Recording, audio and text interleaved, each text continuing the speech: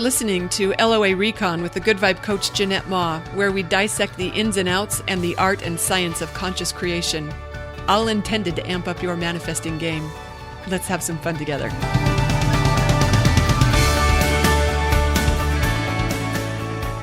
Okay, I finally got a sleeping puppy here, so I thought maybe this would be a good time to record. She's been running around the house all morning. She just refuses to stay in the quote-unquote enclosed puppy patio with the rest of her siblings. She really thinks she should be inside.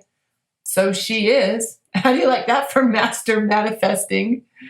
And I thought, even though I'm starving, I don't want to move. I don't want to wake her up. So I thought maybe this is a good time to record a podcast because I haven't done that in a while.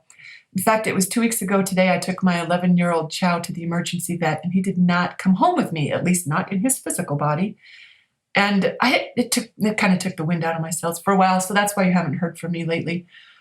But, I went to go pick up his ashes day before yesterday, and I was standing in the lobby, and the emergency vet, it's not everyone's favorite place to be. If you're there, something's probably gone wrong somewhere along the lines. Not everyone's having a terrible time, but I was just reflecting on how nice it'll be to not come back here for a very, very long time.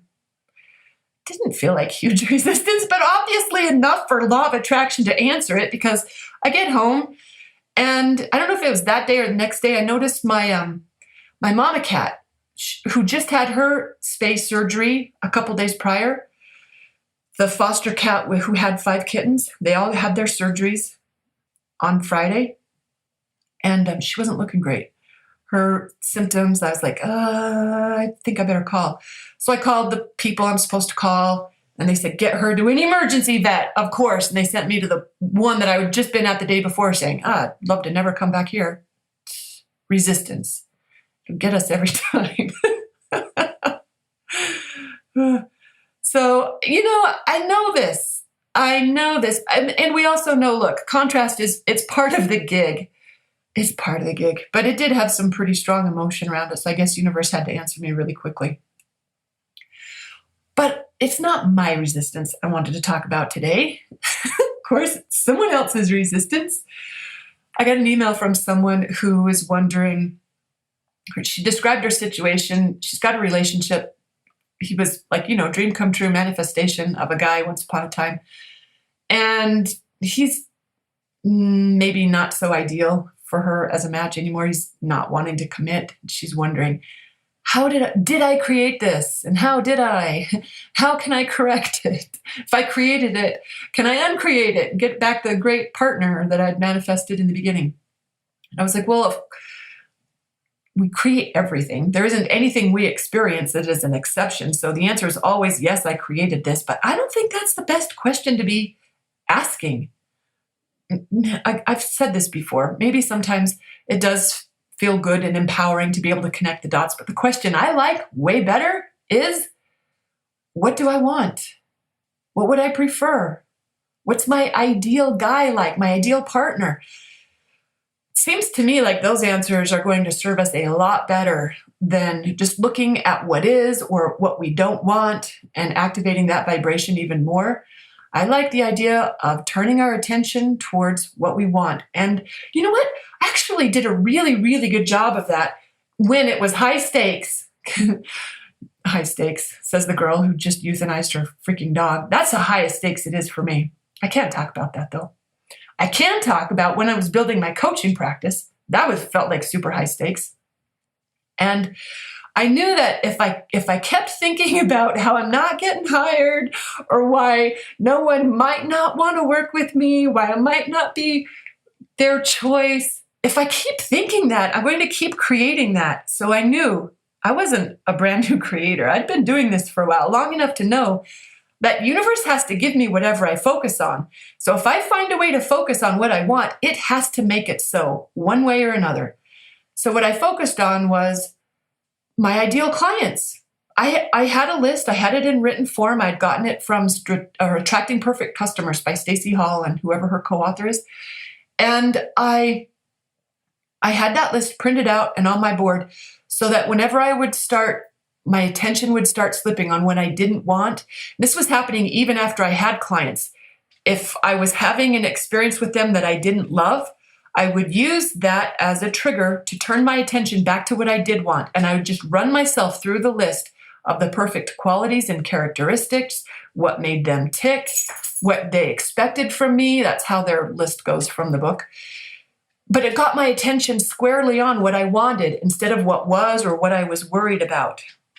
It got to the point where after I had a full thriving practice with perfect clients, oh, someone just woke up. Oh no, just shifting position. Okay, that's good.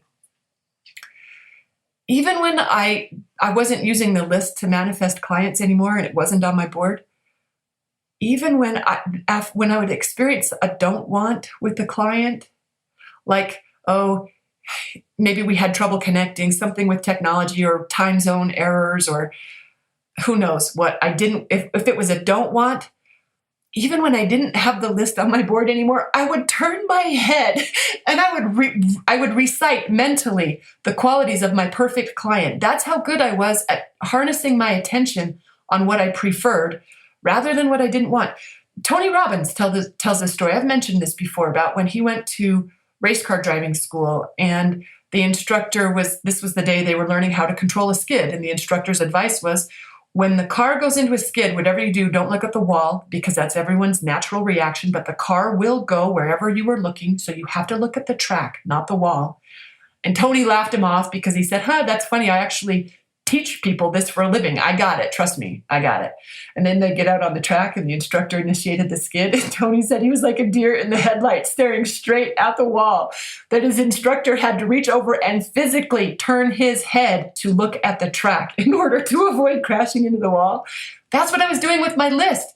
Physically turning my head over to my attention to what I wanted instead of what I didn't want. So my answer to the person wondering, did I create this? Well, yes, you did create it, but better question, what do you want? If you focus on what you prefer, then you become a match to that. And I answered that, and I got a reply asking, okay, so if I do that, will it come back if I continue to do all this? That's making me laugh just because I recognize the attachment there. I said, look, if you need him to come back, that's highly unlikely because need is repellent, just like I needed to not ever be at the vet ER again. It's like a magnet for it. Anything you really need or are attached or resisting, it's just strong energy. So I said, when you know that you're going to live happily ever after with or without him, that'll give him the nice opening to show up to you as his best self. But you have to mean it. And that's not easy to do on the first try. You have to really, truly be willing to let go and let something else that's an easier match unfold. And we have to be a match to happily ever after, or whatever it is that we want, to some form of success or happiness. Because if we don't know that vibration, then it doesn't matter how amazing the person is we call into our lives. We won't experience them that way if we don't know that vibration, because someone else, external circumstances can't make us feel that way. That's something we have to find within. It's a vibration we activate. And we do that just by being willing to find better feeling thoughts, whatever they are. So I thought that was on my mind. Had a sleeping puppy for a minute. Wow, can you hear my growling stomach? I think I'm gonna have to get up and go get some lunch. Thanks for tuning in, everyone, and happy manifesting.